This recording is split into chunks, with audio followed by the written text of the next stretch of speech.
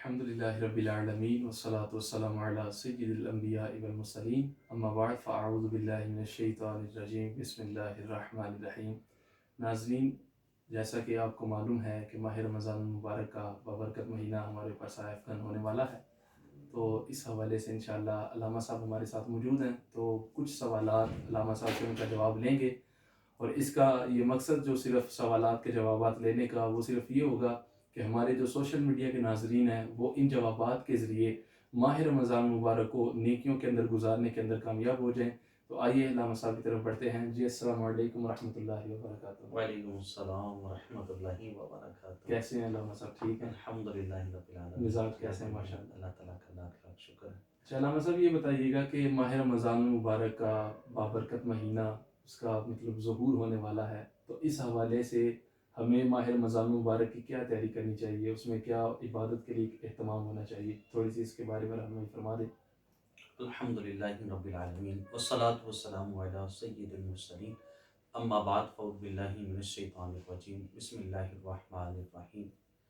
ماہ رمضان المبارک کو قرآن مجید میں اللہ کریم نے بیان کیا، فمن شہد منکم الشہر فلیصم، کہ جو بھی اس مہینے کو پالے تو وہ اس میں ضرور روزے رکھے۔ 29 شعبان کو نبی پاک صلی اللہ تعالیٰ علیہ وآلہ وسلم نے صحابہ میں ایک خطبہ ارشاد فرمایا، اور نبی پاک صلی اللہ علیہ وسلم نے ارشاد فرمایا، قد اضلکم شہر عظیم، اے میرے صحابہ تمہارے اوپر ایک مہینہ سایہ فتن ہونے والا ہے، تمہارے اوپر ایک مہینہ سایہ فگن ہونے والا ہے۔ اور اس مہینے کو نبی پاک صلی اللہ علیہ وسلم نے فرمایا شہر عظیم، عظمتوں والا مہینہ وہ آنے والا ہے، وہ تمہارے اوپر سایہ کرنے والا ہے۔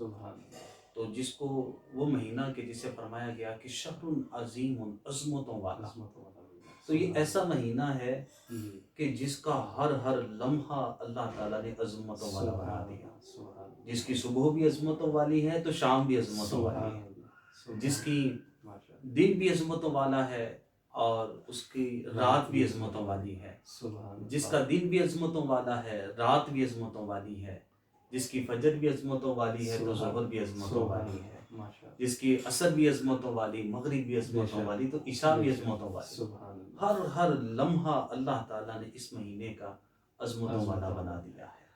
علامہ صاحب، اس مہینے کے اندر لوگ بہت زیادہ عبادت کا جو اہتمام کیا جاتا ہے، مساجد کے اندر بہار آ جاتی ہے ماشاءاللہ، اور گلیوں کے اندر، بازاروں کے اندر ہمیں ہر طرف جو وہ رونق نظر آتی ہے، تو اس ماہ مبارک کے کچھ اور نام بھی قرآن و احادیث کے اندر ذکر کیے گئے ہیں۔ حدیث پاک میں مشکات شریف کے اندر ماہ رمضان المبارک کے مزید نام بھی ذکر کیے گئے، اور ویسے بھی یہ ہے نا کہ جس چیز کی اہمیت زیادہ ہو اس کے نام بھی زیادہ ہوتے ہیں۔ آپ دیکھیں اب گرمی کا موسم آنے والا ہے، آم آئے گا تو آم کی کتنی قسمیں ہیں، چوسا ہے، لگرا ہے، انور ڈٹول ہے، تو نہ جانے کتنی قسمیں ہیں اس کی، تو جتنے نام زیادہ ہوں تو اس کی عظمت پر ہی دلالت کرتے ہیں۔ تو ماہ رمضان کا ایک نام حدیث پاک میں ارشاد فرمایا گیا شہر مبارکن، برکتوں والا مہینہ۔ مشکات شریف میں ہی حدیث پاک ہے، اس مہینوں کو فرمایا گیا وَهُوَ شَهْرُ الصَّبْرِ، یہ صبر کا مہینہ ہے۔ اور ایک مزید اس کا نام بیان کیا گیا شہر المواسات، ہمدردی کا مہینہ، کہ ماہ رمضان جب آتا ہے تو اللہ تعالیٰ مسلمانوں کے دلوں میں ہمدردیاں ڈال دیتا ہے، مسلمان ایک دوسرے کے ساتھ ہمدردی کرتے ہیں، لوگ زکوٰۃ اپنی نکالتے ہیں، فقراء کو تلاش کرتے ہیں، غربا کو جا کے خود چل کر ان کے گھروں میں زکوٰۃ پہنچا کے آتے ہیں، تو اس مہینے کو شہر المواسات بھی کہا گیا ہے۔ علامہ صاحب، جیسے آپ فرما رہے ہیں کہ اس مہینے کے اندر لوگ زکوٰۃ دیتے ہیں، یہ ضمن سوال ایک ذہن میں آ رہا ہے کہ بہت سارے لوگ اس طرح کرتے ہیں کہ اپنے زکوٰۃ یا کوئی صدقہ خیرات اگر کسی غریب کو دینا ہو تو وہ ایک شخص کو جو ہے وہ دینے کے لیے 10 بندے کھڑے ہوتے ہیں کہ جی یہ دیکھیں ہم ایک غریب کو 1000 روپے کا نوٹ یا 500 کا نوٹ دے رہے ہیں، اس کے ساتھ 10 بندے کھڑے ہو کے سیلفی لے رہے ہیں، اور پھر وہ اپنے اپنے سوشل میڈیا اکاؤنٹس کے اوپر اس کو جو وہ شیئر کرتے ہیں کہ جی ہم نے 1000 روپے غریب کو دیا۔ تو اس بارے میں آپ کیا کہنا چاہیں گے؟ عباس بھائی، میں آپ کو بتاؤں حدیث پاک میں فرمایا گیا کہ صدقہ اس طرح دو، تمہارا دایاں ہاتھ صدقہ دے، بائیں ہاتھ کو اس کی خبر بھی نہ ہو۔ اللہ، اور یہ تو ایک غریب کی عزت کا جنازہ نکالنا ہے، بے شک 10 بندے بے شک کھڑے ہیں، سب اس کی سیلفی لے رہے ہیں. جی اب خواتین بھی آتی ہیں بیچاری پردے کی جی حالت میں، اور وہ انتہائی پریشان ہو رہی جی ہوتی ہیں. ورنہ تو یہ عمل ایسا ہے کہ جیسے وہ نا نیت ہے نا، جی کہ نیت اچھی ہو. اب اگر دکھلاوے کی نیت ہوگی، ریاکاری، جی اور ریاکاری کو حدیث پاک پہ شرک اصغر کہا گیا، اللہ کہ اکبر یہ شرک اللہ اصغر ہے، یہ ریاکاری. اللہ اور امام غزالی رحمۃ اللہ تعالیٰ علیہ نے احیاء العلوم کے اندر تو پورا باب باندھا اس کا. اچھا اور ایک بڑا پیارا احیاء العلوم میں ایک واقعہ لکھا ہے کہ ایک بزرگ رحمۃ اللہ تعالیٰ علیہ 30 سال تک صف اول میں با جماعت تکبیر اولیٰ کے ساتھ نماز پڑھتے رہے. اچھا 30 سال کے بعد ایک دن ایسا ہوا کہ ان کی ایک رکعت چھوٹ گئی. امام نے جب سلام پھیرا تو پیچھے کھڑے ہو کر وہ نماز کی ایک رکعت پڑھنے لگے تو خیال آیا کہ آج لوگ کیا کہیں گے کہ تمہاری ایک رکعت چھوٹ گئی ہے، آج تمہاری 30 سال کے بعد ایک رکعت رہ گئی ہے، میں لوگوں کو کیا جواب دوں گا. بس اتنا خیال آنا تھا. پھر اپنے آپ سے مخاطب ہوئے.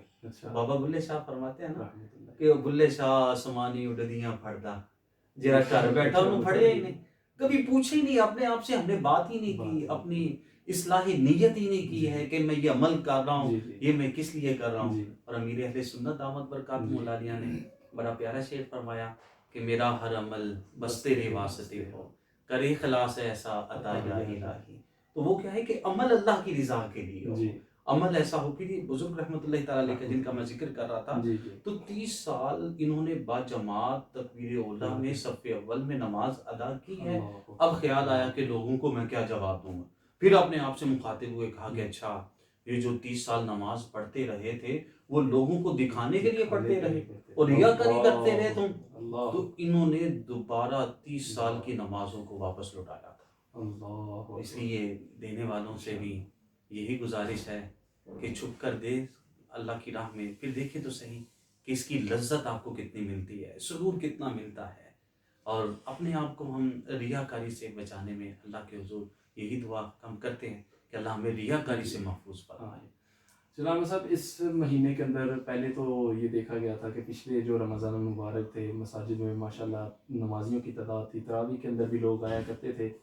تو اب جو لاک ڈاؤن ہے اس حوالے سے تو وہ تو الحمدللہ ہمیں اجازت مل گئی ہے کہ نماز کے حوالے سے کہ اب مسجد کے اندر اگرچہ کہ اس کی چند جو شرائط ہیں ان کے اوپر عمل کرتے ہوئے ہمیں اجازت مل گئی ہے.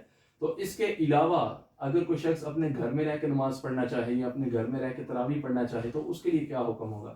ایک شخص ہے وہ کہتا ہے کہ جی مجھے ڈر لگتا ہے باہر جاتے ہوئے کہ حالات بہت زیادہ نازک ہیں، خراب ہیں، کرونا کا خطرہ ہے. تو اس صورت میں اگر کیا وہ شخص گھر میں نماز پڑھ رہا ہے یا تراویح ادا کر رہا ہے تو اس کا یہ عمل کرنا درست ہوگا؟ میں تو اس میں یہ کہوں گا کہ جو ہمارے حکومت پاکستان نے 30 نکات جو علماء کی مشاورت کے ساتھ دیے ہیں ان پر ہی عمل کیا جائے. اور 50 سال سے زائد اور چھوٹے بچوں کو مسجد میں آنے سے منع کیا گیا.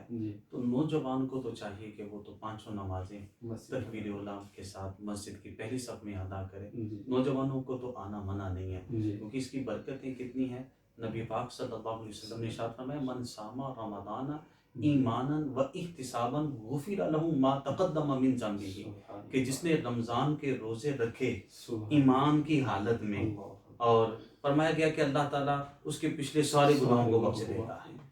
پھر آگے ارشاد فرمایا من قام رمضان ایمانا و احتسابا غفر له ما تقدم من ذنبه، کہ جس نے رمضان کی راتوں میں قیام کیا ایمان کی حالت میں تو اللہ تعالیٰ اس کے پچھلے گناہوں کو معاف فرما دے گا.